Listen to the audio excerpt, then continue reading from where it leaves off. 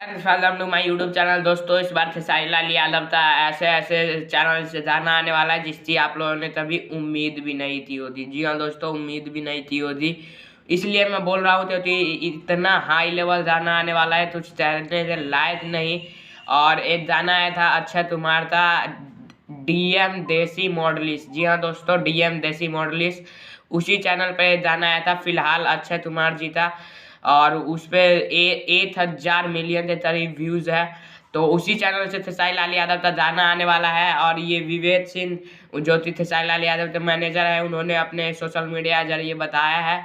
और काफ़ी high level होगा सॉन्ग। और Sony music India, speed record Bhojpuri, Saregama Hum Bhojpuri, काफ़ी बड़े बड़े चैनल से इस बार गाना आने वाला है। तो आप लोग सभी पर धमाल मचाने के लिए तैयार रहिए और काफ़ी हाई लेवल होगा।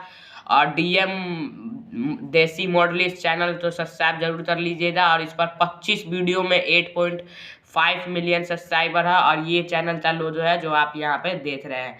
तो आपको कैसा लगा कमेंट में जरूर बताइए। और चैनल नए चैनल और हिंदी चैनल से खेसारी लाल यादव का धमाका होने वाला है, इसके बारे में क्या कहना चाहते हैं कमेंट में जरूर बताइए। जय हिंद, जय भारत।